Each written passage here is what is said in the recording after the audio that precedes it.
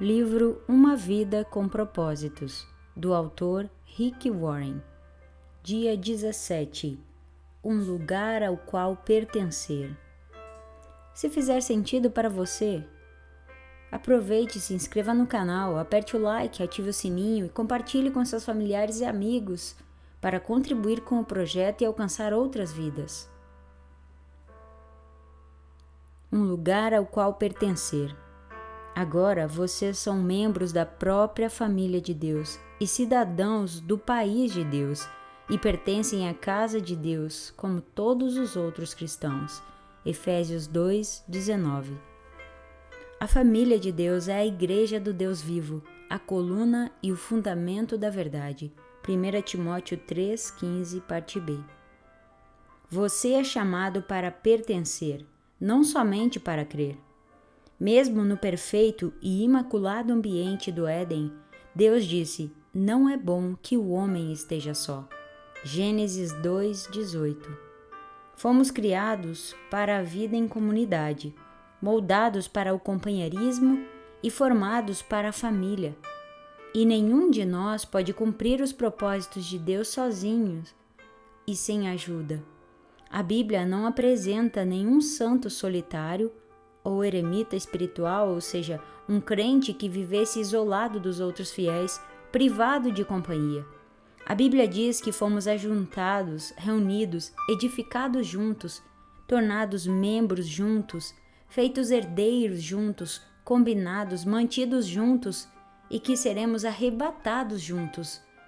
1 Coríntios 12:12, Efésios 2:21-22, Efésios 3:6, Efésios 4:16, Colossenses 2:19 e 1 Tessalonicenses 4:17.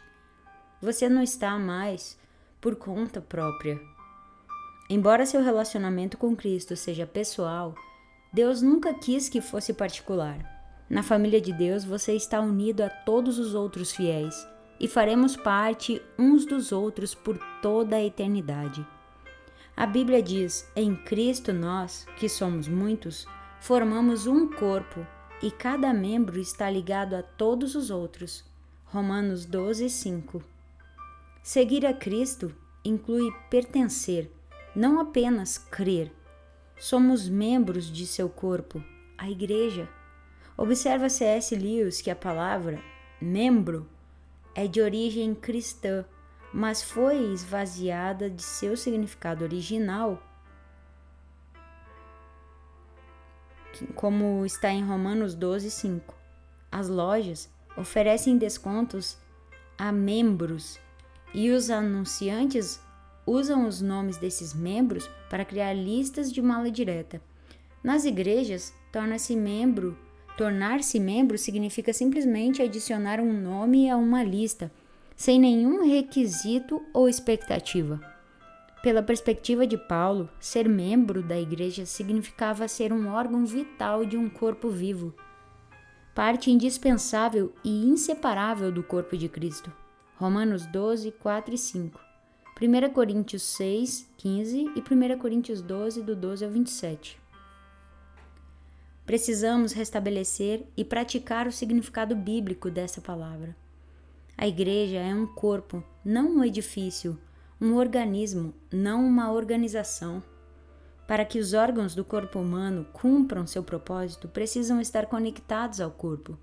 O mesmo ocorre com você como parte do corpo de Cristo.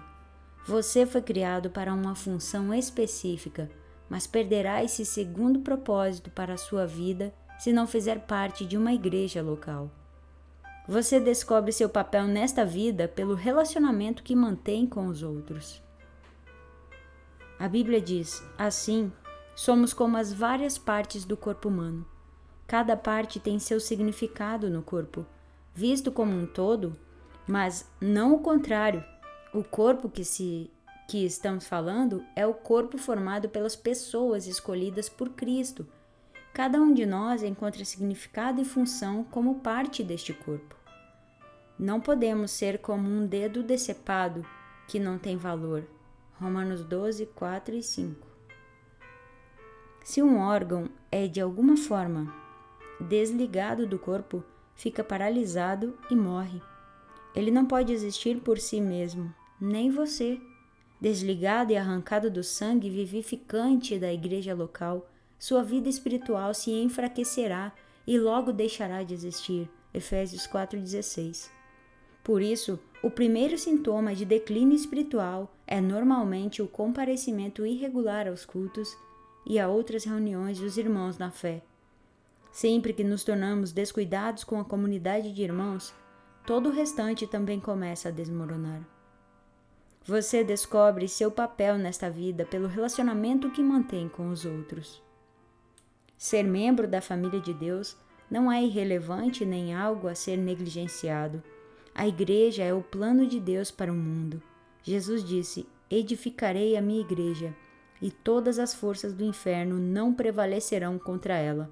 Mateus 16:18. A igreja é indestrutível e existirá eternamente. Ela sobreviverá ao universo, assim como sua função nele. A pessoa que diz, não preciso de igreja, é soberba e ignorante. A igreja é tão importante que Jesus morreu na cruz por ela. Cristo amou a igreja e deu sua vida por ela. Efésios 5:25. Na Bíblia, a igreja como um todo é chamada a noiva de Cristo e o corpo de Cristo. 2 Coríntios 11:2, 1 Coríntios 12:27, Efésios 5:27 e Apocalipse 19:7. Não consigo imaginar alguém dizendo para Jesus: eu te amo, mas não gosto da tua noiva. Ou, eu te aceito, mas rejeito teu corpo. Mas é isso que fazemos quando desprezamos e depreciamos a igreja, ou reclamamos dela. Em vez disso, Deus nos manda amar a igreja tanto quanto Jesus a amou. A Bíblia diz, amem sua família espiritual. 1 Pedro 2:17, parte B. Lamentavelmente, muitos cristãos usam a igreja, mas não a amam. A comunidade local. Salvo em poucas e importantes exceções, como quando alude a todos os fiéis ao longo da história, a palavra igreja é utilizada na Bíblia quase sempre para se referir a uma comunidade visível e local. O Novo Testamento parte do princípio de que o membro pertence à comunidade local. Os únicos cristãos que não pertenciam a grupos locais eram aqueles sob a disciplina da igreja, os quais eram removidos da comunidade depois de flagrados em pecado. 1 Coríntios 5, do 1 ao 13 e Gálatas 6, do 1 ao 5. A Bíblia diz que o cristão sem a igreja local é como o órgão sem o corpo, a ovelha sem o rebanho ou a criança sem a família. É uma situação anormal, como dá a entender a Bíblia quando diz, e pertencem à casa de Deus como todos os outros cristãos, como está em Efésios 2:19, parte B. Os valores de hoje, que advogam a independência e o individualismo, criaram muitos órfãos espirituais, os crentes peregrinos ou os sem igreja, que ficam circulando de uma igreja para outra, sem filiação, responsabilidade ou compromisso. Muitos creem que é possível ser um bom cristão sem se unir ou mesmo frequentar uma igreja local, mas Deus discordaria veementemente. A Bíblia oferece muitas razões irrefutáveis para sermos ativos e comprometidos numa comunidade local. Porque você precisa da família eclesiástica. A família eclesiástica identifica-o como cristão verdadeiro. Não posso afirmar que sou um seguidor de Cristo se não sou comprometido com um grupo específico de discípulos. Jesus disse, o amor de vocês uns pelos outros provará ao mundo que vocês são meus discípulos. João 13:35. Quando nos reunimos em amor, como uma família na igreja, com diferentes formações, raça e posição social, levamos ao mundo um poderoso testemunho. Gálatas 3:28, João 17:21. Você não é o corpo de Cristo isoladamente. Precisa de outros para expressar essa condição. Juntos, não separados, somos o corpo do Senhor. A igreja sobreviverá ao universo, assim como sua função nele. A família eclesiástica retira-o do isolamento egoísta. A igreja local É a sala de aula onde você aprenderá a se relacionar com a família de Deus. É o laboratório para a prática do altruísmo e do amor compassivo. Como membro ativo, você aprende a se interessar pelos outros e a compartilhar suas experiências. Se uma parte do corpo sofre, as demais partes sofrem com ela. Ou se uma parte é honrada, as demais compartilham de sua honra. 1 Coríntios 12, 26. Somente pelo contato regular com fiéis comuns e imperfeitos podemos aprender o verdadeiro companheirismo e experimentar a verdade do Novo Testamento, que é sermos unidos e dependentes uns dos outros, como está em Romanos 12, 4 e 5, 1 Coríntios 12, 25, Efésios 4, 16 e Colossenses 2, 19. O companheirismo bíblico compreende sermos tão comprometidos uns com os outros quanto o somos com Jesus Cristo. Deus espera que entreguemos nossa vida uns pelos outros. Muitos cristãos que conhecem João 3,6 desconhecem 1 João 3,16. Muitos cristãos que conhecem João 3,16 desconhecem 1 João 3,16, que diz: Nisto conhecemos o que é o amor. Jesus Cristo deu a sua própria vida por nós e devemos dar a nossa vida por nossos irmãos. Esse é o tipo de amor sacrificial que Deus espera que você demonstre pelos outros irmãos. Uma disposição para amá-los da mesma forma que Jesus o amou. A família eclesiástica ajuda a desenvolver músculos espirituais. Você jamais chegará à maturidade apenas comparecendo aos cultos de adoração como espectador passivo. Somente a participação nas ilimitadas atividades da igreja local desenvolve a musculatura espiritual. A Bíblia diz: à medida que cada parte realiza o seu trabalho em especial, ela coopera para o crescimento das outras partes, para que todo o corpo esteja saudável, crescendo e cheio de amor. Efésios 4,16. As expressões uns aos outros ou uns dos outros são usadas mais de 50 vezes no Novo Testamento. Recebemos ordem para amar uns aos outros, orar uns pelos outros, incentivar uns aos outros, admoestar uns aos outros, saudar uns aos outros, servir uns aos outros, ensinar uns aos outros, aceitar uns aos outros, honrar uns aos outros, carregar os fardos uns dos outros, perdoar uns aos outros, submeter-nos uns aos outros e sermos dedicados uns aos outros, além de muitas outras obrigações mútuas. Isso é ser membro do ponto de vista bíblico. Essas são as responsabilidades familiares que Deus espera que você cumpra na comunidade local. Com quem você vem agindo dessa forma? Pode parecer mais fácil ser santo quando não há mais ninguém por perto para frustrar suas preferências, mas essa é uma santidade falsa que não foi posta à prova. O isolamento é deliberadamente enganoso. É fácil nos enganarmos, pensarmos sermos maduros quando não há ninguém para nos contestar. A verdadeira maturidade manifesta-se nos relacionamentos. Precisamos mais que da Bíblia para crescer. Precisamos de outros irmãos. Crescemos mais fortes e mais rapidamente, aprendendo uns com os outros e sendo responsáveis uns pelos outros. Quando os outros compartilham o que Deus está lhes ensinando, também aprendemos a crescer. O corpo de Cristo precisa de você. Deus tem uma função específica para você na família cristã. Isso se chama ministério, e o Senhor lhe concedeu talentos para essa missão. Um dom espiritual é dado a cada um de nós, visando ajudar toda a igreja. 1 Coríntios 12, 7. A comunidade local é o lugar planejado por Deus para que você descubra, desenvolva e utilize seus talentos. Você até pode ter um ministério mais abrangente, mas será algo adicional a seu serviço no corpo local. Jesus não prometeu edificar seu ministério, prometeu edificar a igreja dele. Jesus não prometeu edificar seu ministério, prometeu edificar a igreja dele.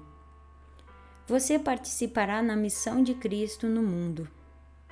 Enquanto Jesus andou entre os homens, Deus trabalhou por meio do corpo físico de Cristo. Nos dias de hoje, usa o corpo espiritual de seu Filho. A igreja é o instrumento do Senhor neste mundo. Não devemos apenas ser exemplo do amor de Deus, amando-nos uns aos outros, devemos também transmiti-lo em conjunto ao restante do mundo. Esse é um privilégio maravilhoso concedido a todos nós. Como membros do corpo de Cristo, nós somos suas mãos, seus pés, seus olhos, seu coração. Ele realiza sua obra no mundo por meio de nós, e cada um tem uma contribuição a dar. Paulo afirma: Ele criou cada um de nós por meio de Cristo Jesus, e a Ele nos unimos nessa obra grandiosa, a boa obra que Ele deseja que executemos e que faremos bem em realizar. Efésios 2:10. A família eclesiástica irá impedi-lo de retroceder. Nenhum de nós está imune à tentação.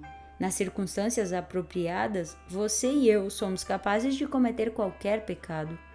Jeremias 17:9, 1 Coríntios 10:12, 1 Timóteo 1:19. Deus sabe disso, então nos atribuiu individualmente a responsabilidade de mantermos uns aos outros no caminho certo.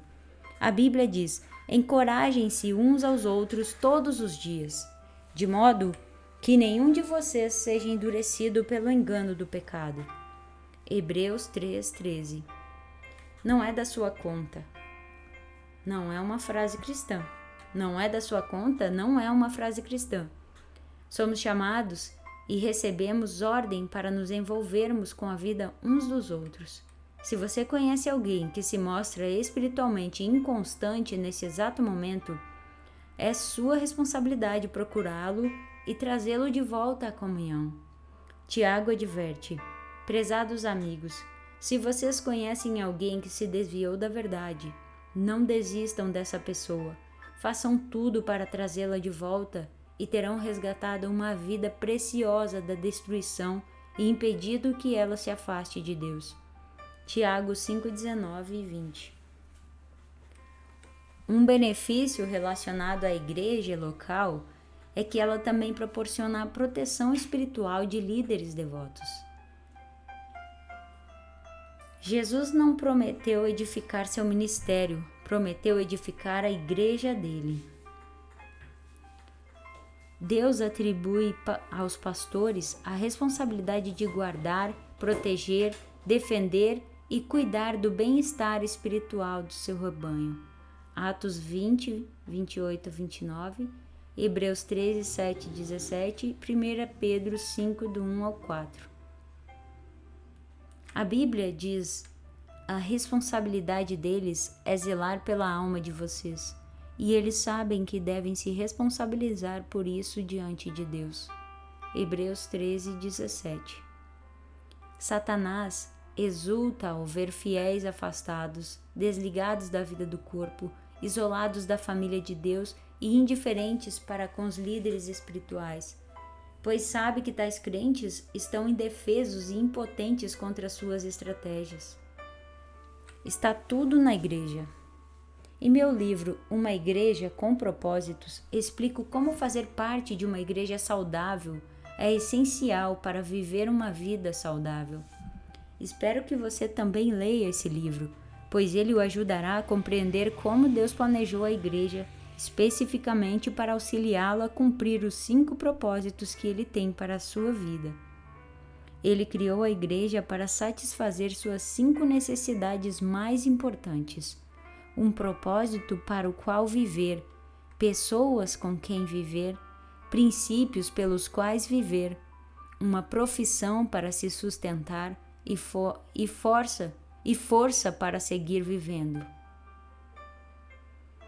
Não há outro lugar no mundo em que você possa achar esses 5 benefícios em um só lugar.